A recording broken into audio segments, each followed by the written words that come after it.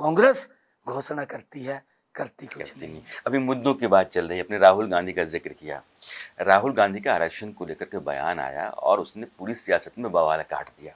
प्रधानमंत्री ने भी उस पर अपनी टिप्पणी दी थी और कहते हैं कि हमारे बयान को गलत तरीके से रखा जा रहा है। आरक्षण को लेकर के राहुल गांधी के बयान को आप कैसे देखते?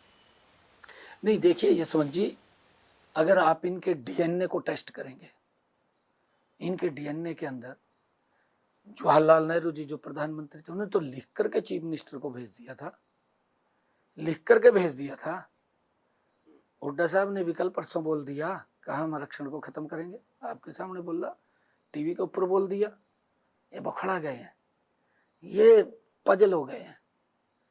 राहुल को तो बेचारे को लिख के देता है कोई, वो बोलता है। इनके मन के अंदर है, इन्होंने आज तक डॉक्टर भीमराव अंबेडकर जी का सम्मान नहीं किया, उसको हराने के ऊपर लगे रहे। अरे जिस व्यक्ति ने इस देश को पवित्र संविधान दिया, जिसके कारण ये देश चल रहा है, आप उसी को अपमानित करने का काम कर रहे हैं।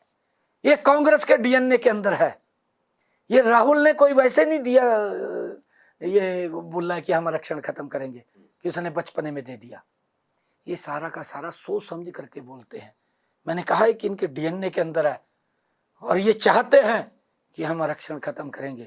परंतु आदरणीय मोदी जी 14 तारीख को कुरुक्षेत्र की उस ऐतिहासिक भूमि के ऊपर आकर के उन्होंने बोला कि ये इस आरक्षण को कांग्रेस के लोग छू भी नहीं सकते जब तक मोदी बैठा है, और आरक्षण को कोई खत्म नहीं कर सकता। अरे मोदी जी ने तो डॉक्टर भीमराव अंबेडकर जी को भी सम्मान देने का काम किया, उसको भारत रत्न से नवाजा गया। कांग्रेस ने तो नहीं नवाजा। कांग्रेस अगर नवाजती, उसने तो अपमान किया है। और मोदी जी ने तो उसके 5 स्थानों को पंच तीर्थ के रूप में विकसित करके डॉक्टर भीमराव अंबेडकर जी को सच्ची श्रद्धांजलि देने का काम किया है। ये देश मोदी के नेतृत्व में ये संविधान के अनुरूप चल रहा है। ये लोग संविधान को जो उठा करके कि संविधान को खत्म कर देंगे, आरक्षण को खत्म कर देंगे, उनकी मंशा अब जग जाहिर हुई है कि यही लोग हैं जो इस देश को तोड़ना चाहते हैं, इस देश को कमजोर करना चाहते हैं।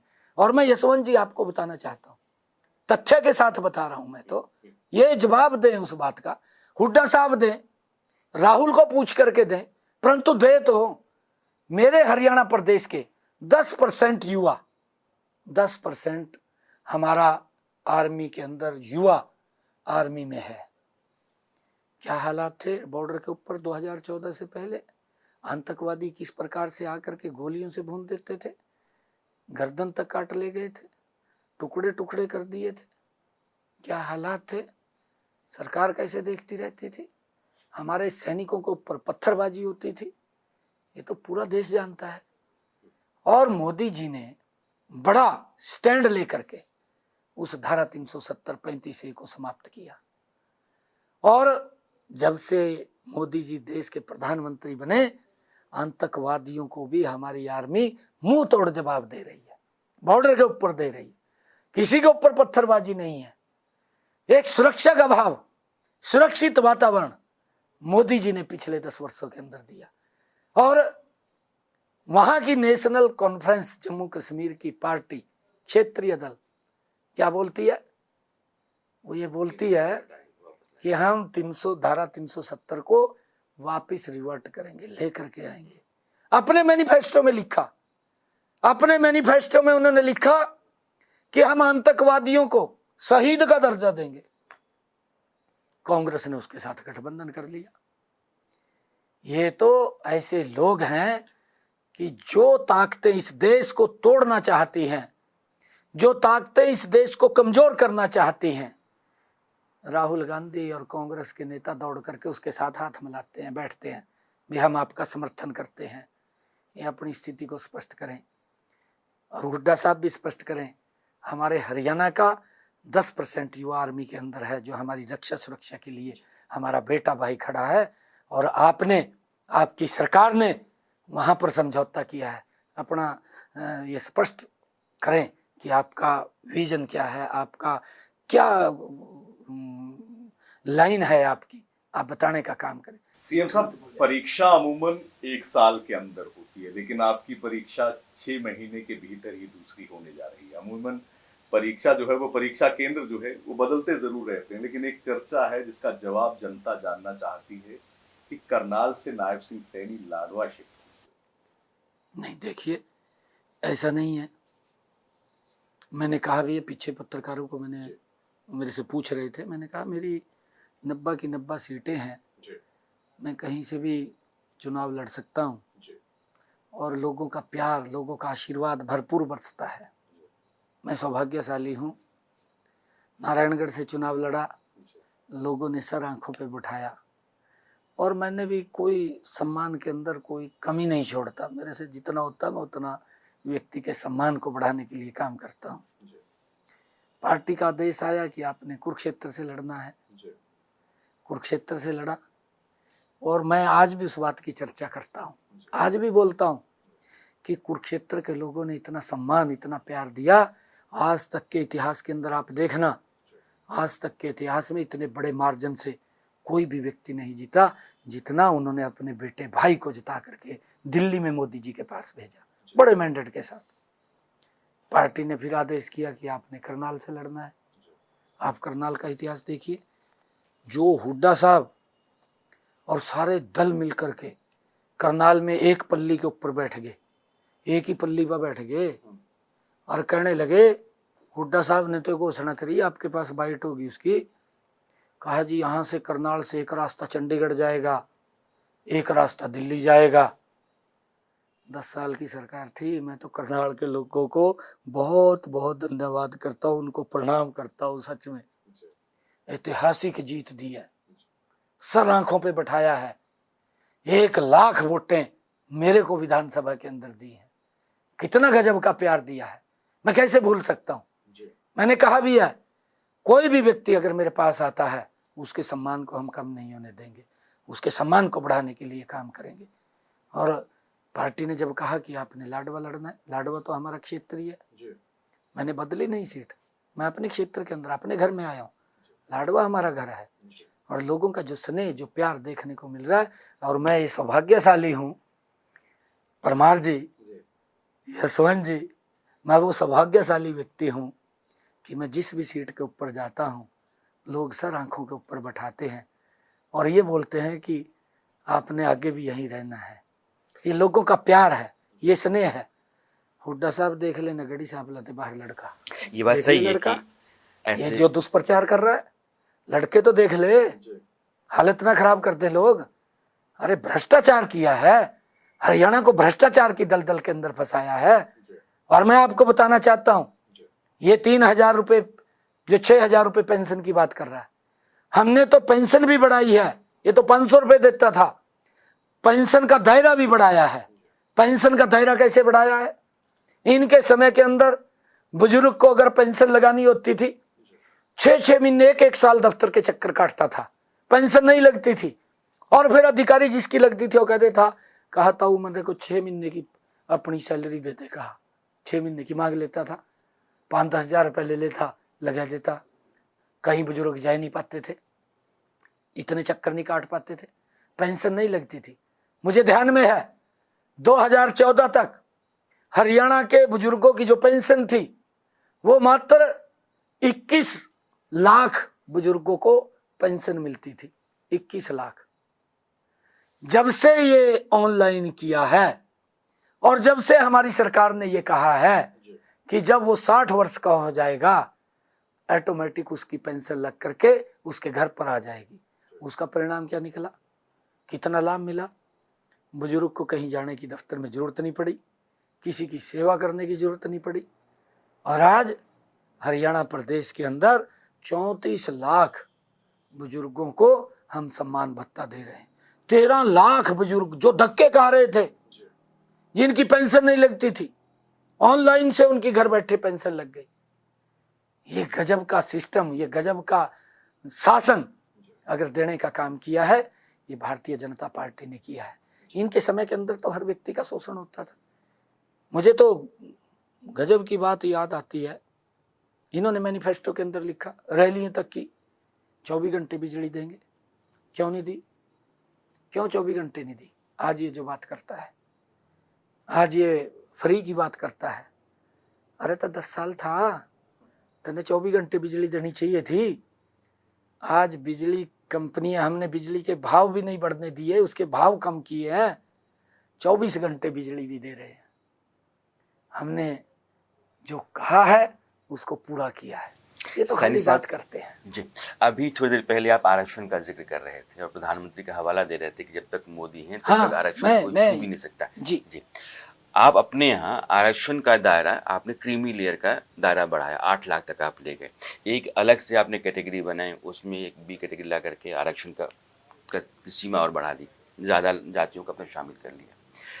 कहा जाता है कि ये चुनाव के लिए आपने किया है, सिर्फ चुनावी है या फिर इसके पीछे बेहतरी की मंशा है? अरे नहीं यशवंत जी, उसका नोटिफिकेशन हो करके उसको लागू कर दिया, नोटिफिकेशन हो गया, उसको कोई नहीं तोड़ सकता। और मैं आपको बताना चाहता हूँ, अब ये सारे के सारे नकाब उतरते हैं, फिर चेहरे सामने आते हैं। कांग्रेस का नकाब उतरा है, ये तो आपके सामने भी जग जाहिर है।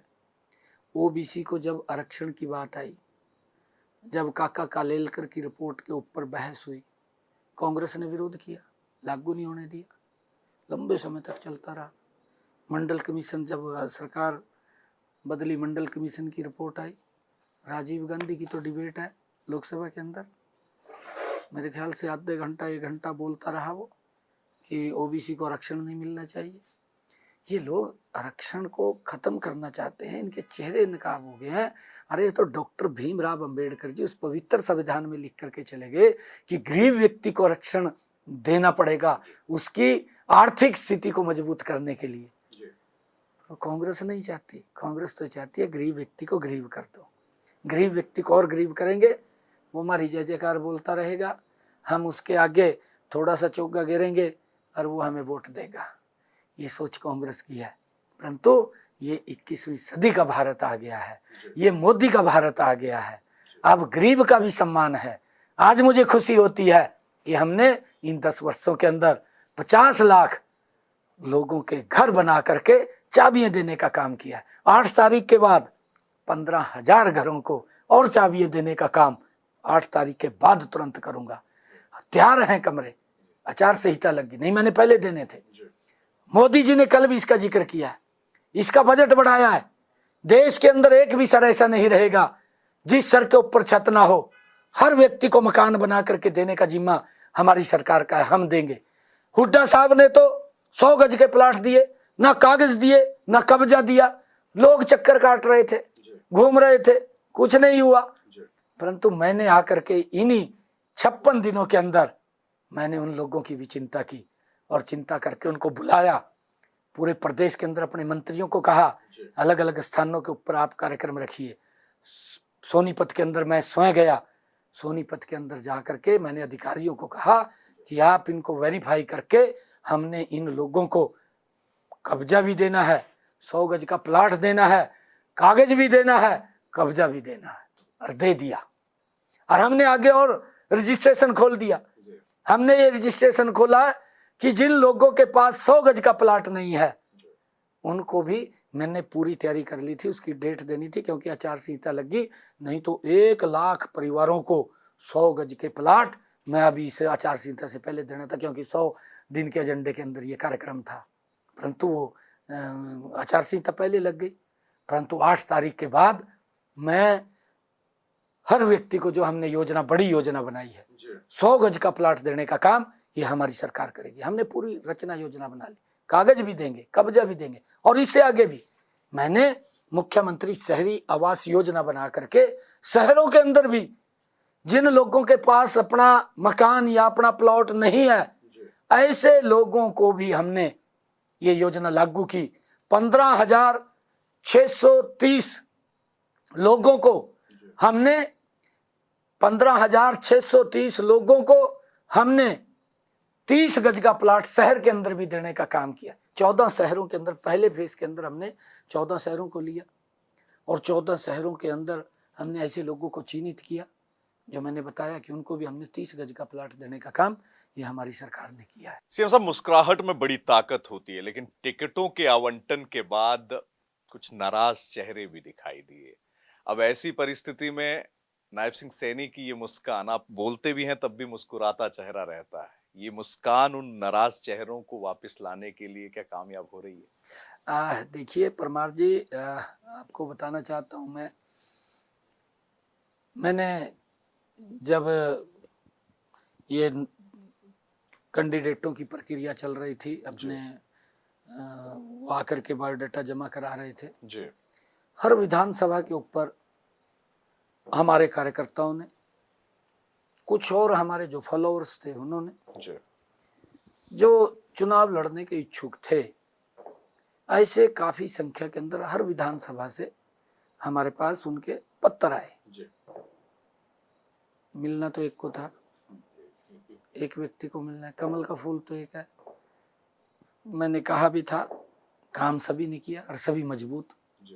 हम किसी को ये भी नहीं कह सकते भाई ये कम ताकतवर है, एक से बढ़ करके एक ताकतवर। परंतु जहाँ एक चीज देनी हो तो फिर कुछ लोगों को तो सेक्रीफाइस होना पड़ता है। गुस्सा जरूर होता है, उनके अंदर गुस्सा, मेरे को मिलनी चाहिए थी। हाँ मिलनी चाहिए थी भाई, मिलनी चाहिए थी। परंतु निर्णय जब होता है, निर्णय के अंदर एक व्यक्ति को मिलता है। और हमने उनसे सबसे बात की, उनका गुस्सा था, गुस्सा ठंडा हो गया है और सभी ने अब उसी मुख्य धारा में आकर के भारतीय जनता पार्टी कमल का फूल खिलाने के लिए, हरियाणा में तीसरी बार सरकार बनाने के लिए सभी मजबूती से एकजुट होकर के लग गए हैं और तीसरी बार बड़े मैंडेट के साथ सरकार बन रही है। सैनी साहब, तीसरी बार आपकी सरकार आएगी, आप फिर मुख्यमंत्री होंगे, इस भरोसे से आप भरे हुए लग रहे हैं। आपका चेहरा वो कॉन्फिडेंस जो रिफ्लेक्ट कर रहा है। आप कह रहे हैं कि आते ही 8 तारीख के बाद हम 25,000 नौकरियां देंगे, 15,000 मकान देंगे। आपका जो ओपोनेंट है कांग्रेस, वो कहती है हमने लोकसभा में तो बराबर पर रोक दिया, तो अब विधानसभा में आप बाजी मार ले जाएंगे, इसका आधार क्या? देखिए यशवंत जी, 5 पे कैसे रोका है? उन्होंने उस पवित्र संविधान की बुक उठा करके ये बात बोलना कि भाई मोदी अगर तीसरी बार प्रधानमंत्री बनता है आरक्षण को खत्म कर देगा और वो संविधान को खत्म कर देगा। अगर मैं जाके कान में जाके बोल दिया कि 4 तारीख को जब रिजल्ट आएगा खटाखट आ जाएंगे, खटाखट आ जाएंगे। वो देख रहे हैं ना, खटाखट है। भ्रष्टाचार इनके जहाँ सरकारें हैं वहाँ फटाफट है। उसको नहीं बताते, उसको नहीं बताते। जहाँ इनकी सरकारें हैं फटाफट भ्रष्टाचार है। और ये खटाखट की बात करके हमारे बड़े लोग हैं, आ जाते हैं बात में भी, क्या पता भाई संविधान खत्म हो जा, क्या पता ये 8,500 हजार रुपये हमारे खाते में आ जा। वो विश्वास करके बड़े लोग हैं, परंतु अब उनके उस झूठ का नकाब उतर चुका है, पर्दाफाश हो चुका है। इनकी बातों में नहीं आने वाले हैं। ये तो राजी हो रहे हैं कि हमने 5 पर रोक दिया, 5 पे नहीं रोका इन्होंने। कांग्रेस की गुटबाजी का जिक्र आप हमेशा करते हैं, क्या लगता है कि इन आगामी विधानसभा चुनावों में प्रचार में जुटी हुई हैं तमाम पार्टियां, क्या उस गुटबाजी का फायदा भारतीय जनता पार्टी को मिलता नजर आएगा? नेताओं में, फैक्शनलिज्म में जिस तरह नहीं, देखिए गुटबाजी नहीं मैं कहूँगा कांग्रेस के अंदर, क्योंकि परिवारवाद है। कांग्रेस में और भी नेता है, कुमारी शैलजा है, रणदीप सुरजेवाला है, अजय यादव है, चौधरी वीरेंद्र सिंह भी अब पहले हमारे में थे क्योंकि अब उधर चले गए। उसको तो जहाँ हरा घास मिलता है चला जाता है क्योंकि सीनियर लीडर है। और वो भूपेंद्र सिंह हुड्डा चाह रहे हैं कि मेरा बेटा मुख्यमंत्री बने, ये और भी तो सीनियर लीडर है। और फिर ये मलाई तो कल्ला खा गया, दिक्कत उनको भी है भी, कहीं ना कहीं वही दिक्कत आ रही है। और दिक्कत आ रही है तो इसके कारण से इनका आपस में द्वंद्व लगा हुआ है कि एक दूसरे को धोरा नहीं लगने देते। अब क्या हालात हुई है, इनकी मंशा जग जाहिर है, ये दलित विरोधी हैं। कांग्रेस पार्टी, हुड्डा के समय में क्या क्या हुआ है, कांग्रेस के समय में दलितों के घर जला दिए, आपके सामने है। मिर्चपुर कांड हुआ है, गोहाना कांड हुआ है, ब्रहाना कांड हुआ है, क्या क्या नहीं किया। बेटियों की इस्मत को लूट लिया इनकी सरकार के अंदर, कोई कार्रवाई नहीं। पलायन करना पड़ गया, कोई कार्रवाई नहीं। इनके प्रदेश अध्यक्ष अशोक तंवर, गर्दन तोड़ दी गई, हॉस्पिटल में पड़े रहा, पूछने तक नहीं गए। ये दलित विरोधी है। और यही हालत कुमारी शैलजा का करने वाले हैं। क्या बोलते हैं आप देख रहे हैं ना, किस प्रकार की गाड़ियाँ। ये इसी की तो गैंग है, और किसकी गैंग है? हुड्डा की तो गैंग है। लोग उस बात के ऊपर बड़े खपा हैं कि इस प्रकार की जो ये हुड्डा साहब दबंगई करते हैं, जो इनका शासन तंत्र होता है, गरीब व्यक्ति को न्याय नहीं मिलता, उसके अंदर गरीब व्यक्ति को FIR तक दर्ज नहीं होती। जब उसके ऊपर कोई ना कोई वो प्रताड़ित होता है, उसके ऊपर अत्याचार होता है, कोई सुनने वाला नहीं होता। FIR तक दर्ज नहीं होती गरीब व्यक्ति की इनके शासन के अंदर। वो या तो आत्मदाह कर लेता है, या वो अपने आप को, अपने मन को मार करके बैठ जाता है। भारतीय जनता पार्टी के अंदर जिस दिन से भाइयों मेरे को जिम्मेवारी मिली है, भारतीय जनता पार्टी के शासन के अंदर अगर किसी गरीब के खिलाफ किसी ने